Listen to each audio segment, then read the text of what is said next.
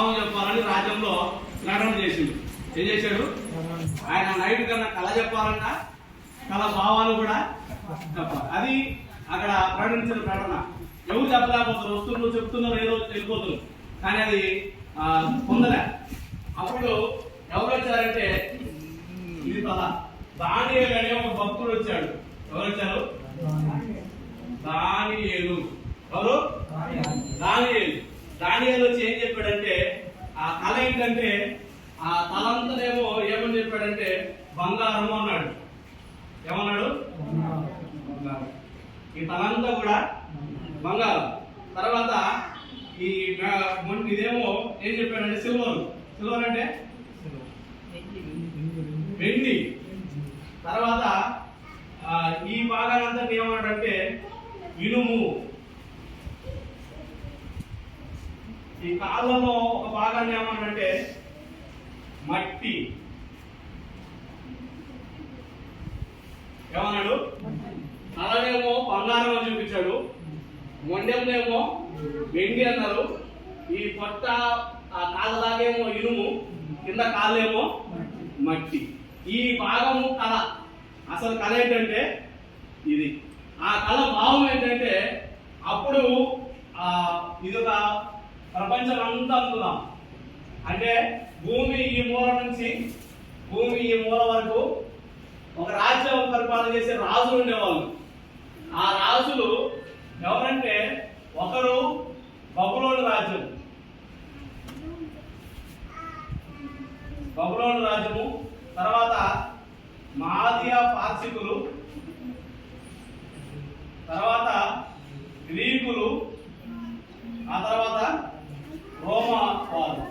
ఈ 4 రాజ్యాల వాళ్ళు ఈ భూమిని, అంటే మన ఇండియాతో సహా మనల్ని కూడా అప్పుడు పరిపాలన చేసేవాళ్ళు. ఎప్పుడు? అప్పట్లో యేసు క్రీస్తు వారు పుట్టడానికి ముందు. క్రీస్తు వారు తర్వాత పుడతాడు.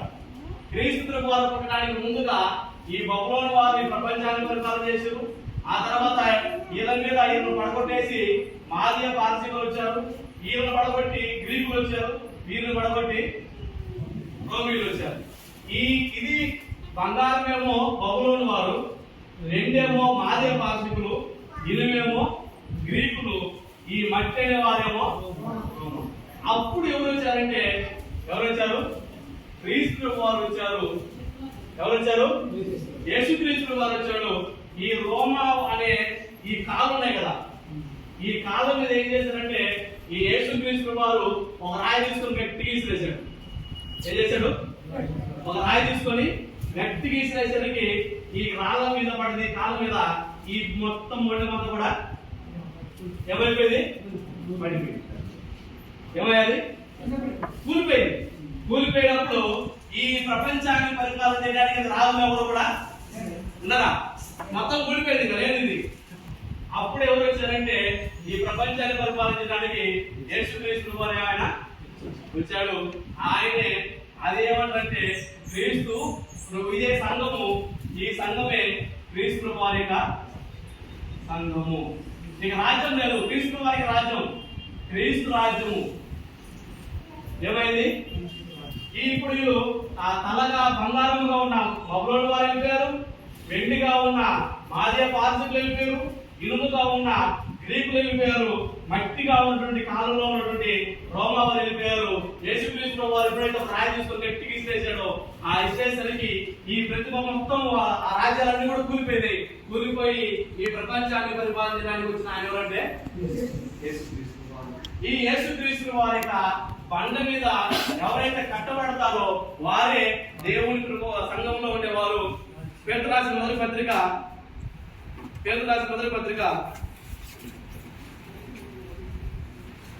2వ అధ్యాయంలో, పేతురు రాసిన మొదటి పత్రిక 2వ అధ్యాయము 4వ వచనం నుండి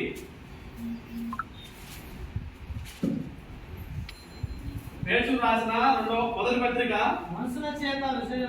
మనుషుల చేత విసర్జింపబడినను దేవుని దృష్టికి ఏర్పరచబడినది అమూల్యమును అమూల్యమును సజీవమైన రాయియకు ఏ రాయి అంటే ఇది?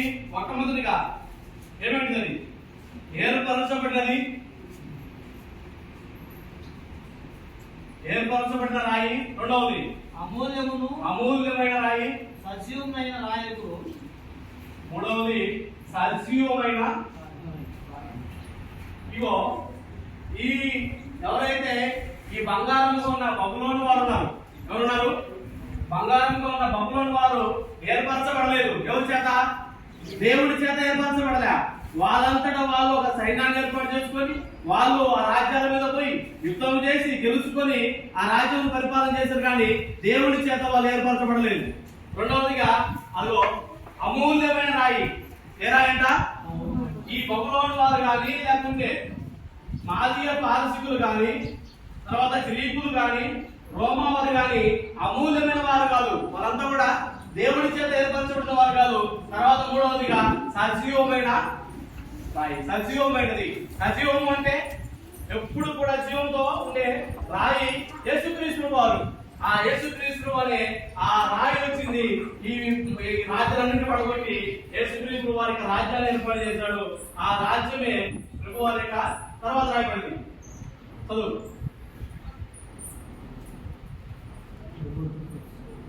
యేసుక్రీస్తు ద్వారా దేవునికి అనుకూలమైన ఆత్మ సంబంధం ప్రదర్శించడం పరిశుద్ధ యాజకులుగా ఉన్నట్లు నేను సజీవమైన ఆలవలే నుండి. యేసుక్రీస్తు వారి గురించి ఏం రాయబడింది? ఇదిగో ఏర్పరచబడిన రాయి, అమూల్యమైన రాయి, సజీవమైన రాయి యేసుక్రీస్తు వారు. ఆయన ఆ రాయి యొక్కకి ఎలా ఉన్నారంట? పరిశుద్ధ యాజకులుగాను ఉన్నట్లు మీరు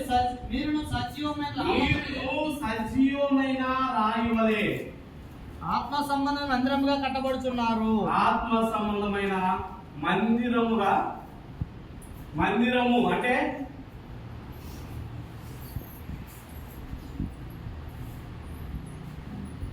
ఇది మందిరం. ఇది ఒక చర్చి బిల్డింగ్ అనుకుంటే ఆ చర్చి బిల్డింగ్ గోడలతో కూడింది కాదు. యేసుక్రీస్తు అన్నాడు ఇది ఆయన రాజ్యం, ఇది ఆయన మందిరం. ఆ మందిరంలో ఒక్కొక్క రాయి ఇక్కడ పేర్చబడాలి. ఎవరైతే బాప్తిసం తీసుకుంటారో వారందరూ కూడా ఒక రాయి, వారందరూ కూడా ఒక రాయి సజీవమైన రాళ్ళగా పేర్చబడినప్పుడు అది ఏమవుతుందంటే అది ఒక పెద్ద మందిరముగా ఏర్పడుతుంది. తర్వాత రాబడి గమనించండి. ఇదిగో ముఖ్యమును ఏర్పరచబడినది అమూల్యమునకు మూలరాతిని సీయోనులో స్థాపించబోతున్నాను. ఆయన యందు విశ్వాసముంచు వాడు ఏమాత్రమును సిగ్గుపడు అను మాట లేఖనమందు రాయబడినది. విశ్వసించుతున్న మీకు ఆయన అమూల్యమైన వాడు. విశ్వసింపని వారికైతే ఇల్లు కట్టువారు ఏ రాత్రి నిశ్చయించులో అదే మూలకు తలరాయి ఆయన, మరియు అడ్డురాయు అడ్డు బండయు ఆయన. కట్టువారు వాయిపుకులు తగ్గుతాయి తొట్టిల్లుతున్నారు, దానికి వారు నియమింపబడుతారని గ్రంథంలో రాయబడింది. అది గమనించండి. విశ్వసించిన మీకు అమూల్యమైన వాడు. ఈ అమూల్యమైన యేసుక్రీస్తు వారి ఈ రాయి అనే ఈ రాయి మీద ఒక్కొక్క రాయి, ఇది మూల మీద ఉంది. యేసుక్రీస్తు వారు మూలరాయి. ఈ మూలరాయి మీద ఒక్కొక్క రాయిగా ఎవరైతే కట్టబడుతున్నామో వారిమే వారికి సంఘము. ఆ సంఘము ఎంతకాలం ఉంటుందంటే అదిగో దానియేలు 2వ అధ్యాయము